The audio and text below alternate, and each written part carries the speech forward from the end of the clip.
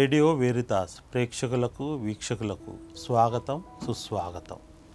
August నెల 27వ తేదీ మంగళవారము. ప్రియా స్నేహితులారా, కొన్నిసార్లు కొంతమంది మేడిపండులాగా ఉంటారు. మేడిపండు అంటే మనందరికీ తెలుసు, చూడటానికి బయట బాగా మెరిసిపోతూ ఉంటుంది. మరి మేడిపండు చూడు పొట్ట ఇప్పి చూడు అన్నట్టుగా మనకు కనబడుతుంది. కనుక ఆనాటి యేసుప్రభు కాలంలో కపట భక్తులైనటువంటి ధర్మశాస్త్ర బోధకులు పరిసయ్యులు ఈ విధంగానే ఉన్నారు. బయటికేమో మెరిసిపోవటము, లోపలేమో కుళ్ళిపోవటము, అంతా ఆ విధంగా మేడుపండు వ్యవహారంగా కనబడుతుంది.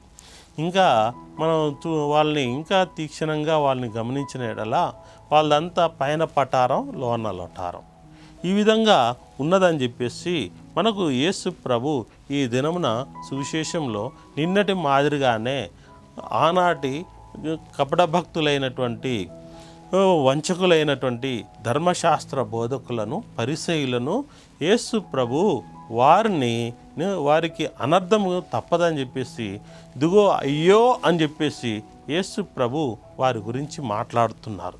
అయితే వారు చేసినటువంటి పనులు ఏమిటి అంటే, ఈ దినమున యేసు ప్రభు ఆనాటి ధర్మశాస్త్ర బోధకులను పరిసయ్యులను యేసు ప్రభు దుయ్యబడుతున్నారు. ఎందుకంటే వాళ్ళు ప్రతి దానిలో దశంభాగం అడుగుతూ ఉన్నారు. ఈ రోజుల్లో మనకు జిఎస్టీ ఉంది.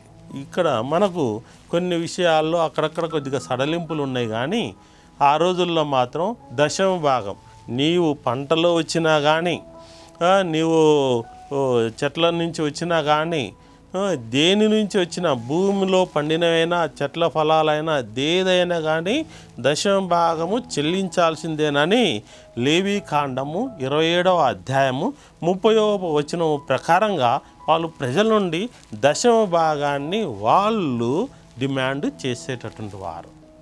ప్రజలు ఏదైనా కానీ, ఏ చిన్నది పండించుకున్నా కానీ, వాళ్ళు ఏ పంట చేతికి వచ్చినా కానీ వాళ్ళు దశంభాగాన్ని వాళ్ళు డిమాండ్ చేసేటటువంటి వారు పేదలా, వాళ్ళకున్నదా లేదా అన్నటువంటి ఏమీ వాళ్ళు చూడకుండా వాళ్ళు ప్రజల నుండి కనీసము ఆకుకూరల్లో కూడా, వంట చేసుకునే దానిలో కూడా వాళ్ళు దశంభాగాన్ని కోరుతున్నారని చెప్పేసి యేసు ప్రభు కోపగించుకున్నాడు.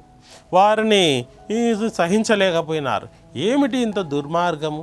ప్రతి దానిలో దశంభాగం ఇవ్వకూడదని యేసుప్రభు చెప్పలేదు, దశంభాగం ఇవ్వమని చెప్తున్నాడు. కానీ ఇంతగా జనాల నుంచి ప్రతిదీని లాగటం అనేది, వాళ్ళని ఇవ్వడం అనేది ఉన్నది, కానీ యేసుప్రభు దానికి ఎప్పుడు వ్యతిరేకత చెప్పలేదు. కానీ ప్రజల నుండి వాళ్ళని రాచి రంపాన పెట్టడం వలన యేసుప్రభు ఓర్వలేకపోయినారు. అంతేకాకుండా యేసు ప్రభు ఇదిగో అయ్యో అనర్థం అంటున్నారు. ఏమిటంటే ప్రధానమైనటువంటి చట్టమును, అంటే మనం ప్రధానమైనటువంటి ఆజ్ఞలను పాటించకుండా, న్యాయం అనేది చేయకుండా, దయ అనేది లేకుండా, ప్రజల యొక్క విశ్వాసాన్ని కూడా చూడకుండా నిర్లక్ష్యం చేసినారు. చూడండి, ఆ రోజుల్లో ఈ పరిసయ్యులు ధర్మశాస్త్ర బోధకులు మనుషులకు ఒక న్యాయము, పశువులకు ఒక న్యాయం అన్నట్టుగా ఉన్నారు. ధర్మశాస్త్రాన్ని మనుషులు పాటించాలని అంతగా వాళ్ళు నొక్కి వక్కానించేటటువంటి వారు, వాళ్ళని బలవంతం చేసేటటువంటి వారు, ధర్మశాస్త్రాన్ని బలవంతంగా రుద్దేటటువంటి వారు, ప్రజల మీద ఒత్తిడి చేసేటటువంటి వారు. ప్రియా స్నేహితులారా, మనం చూసిన ఎడల లూకా శుభవార్త 14వ అధ్యాయం 5వ వచనంలో సబ్బాతు దినమున ఒకవేళ ఉదాహరణకు ఒక పశువు బావిలో పడింది అనుకో, సబ్బాతు దినమని మీరు బయటికి తీయకుండా ఉంటారా? తీయచ్చు. అదే యేసు ప్రభు ప్రజల ఎడల దయచూపి కనికరించి తన కృపతో స్వస్థతను దయచేస్తే సబ్బాతు దినమునే నువ్వు చేయాలని చెప్పేసి యేసు ప్రభువులో తప్పు పట్టుకున్నారు. అందుకే దేవుని యొక్క కృపా కాపుదలకు అడ్డుపడుతూ ఉన్నారు. అదే మీకు చెందినటువంటి జంతువులైనా కానీ, లేదా మీ కుటుంబ సభ్యులు ఎవరైనా కానీ బయలో పడితే మీరు తీయకుండా ఉంటారా? మీ వరకైతేనేమో ఏ చట్టము, ఏ ధర్మశాస్త్రం ఉండదు. కానీ ప్రజల విషయానికి వచ్చేసరికి ధర్మశాస్త్రం, యేసు ప్రభు స్వస్థతను చేసేసరికి ఇదిగో నీ పడకను ఎత్తుకొని పో అని యేసు ప్రభు స్వస్థతనిచ్చి అతనికి చెప్పినప్పుడు నువ్వు సబ్బాతు దినాన్ని ఇది చెప్పకూడదు కదా, నువ్వు ఇలా చేయమని చెప్పకూడదు కదా, ఎందుకు చేసినావని చెప్పేసి అటువంటి విషయాలను కూడా యేసు ప్రభు ఖండిస్తూ ఉన్నాడు. కనుక ప్రియమైనటువంటి స్నేహితులారా, ఈ జనాల యొక్క విశ్వాసమును వాళ్ళు చూస్తూ ఉన్నారు.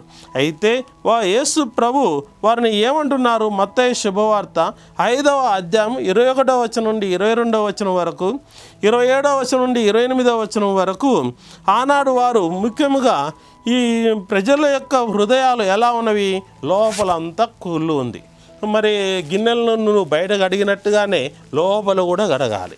నువ్వు బయటికేమో బాగానే ఉన్నావు, వస్త్రాలు వేసుకొని ఉన్నావు, చాలా మెరిసిపోతూ ఉన్నావు, కానీ లోపల అంతా నీలో వ్యభిచారం అనేది, నీలో తప్పులు అనేవి, నీలో పొరపాట్లు అనేవి ఉన్నవి. వాటిని శుభ్రం చేసుకోవాలని యేసు ప్రభు చెప్తున్నారు. కనుక యేసు ప్రభు ఆనాటి యూదయ మత పెద్దలు అయినటువంటి ధర్మశాస్త్ర బోధకులు, పరిసయ్యుల యొక్క దుస్థితిని, వారు ఉన్నటువంటి వ్యవహారంను, వారు ప్రజలపైన మతం పేరు మీద చేస్తున్నటువంటి అరాచకాలను యేసు ప్రభు ఎండగడుతూ ఉన్నాడు. కనుక ప్రియ స్నేహితులారా, ఈ దినమున మనల్ని కూడా యేసు ప్రభు హెచ్చరిస్తున్నాడు. మతం పేరు మీద, స్త్రీ సభ పేరు మీద ఎటువంటి అరాచకాలు చేయకూడదు, ఏది కానీ ప్రజల నుండి బలవంతంగా తీసుకోవద్దు అని చెప్పేసి ప్రేమతో వారు ఇచ్చేలాగా చేయాలి, కానీ బలవంతంగా లాక్కోవడానికి చేయకూడదు అని చెప్పేసి, ఇంకా సంఘంలో ప్రేమతోటి విశ్వాసంతో వాళ్ళని ప్రజలను ఆదరించమని మనల్ని చెబుతూ ఉన్నారు. కనుక ఆనాటి కపట భక్తులైనటువంటి వంచకులైనటువంటి ధర్మశాస్త్ర బోధకుల మాదిరిగా, పరిసయ్యుల మాదిరిగా ఉండకుండా దేవుని యొక్క బిడ్డలుగా సంఘములో ప్రజలను మీద, విశ్వాసుల మీద పెద్దలుగా మంచిగా వ్యవహరించాలని యేసు ప్రభు బోధిస్తున్నారు. ఆమేన్.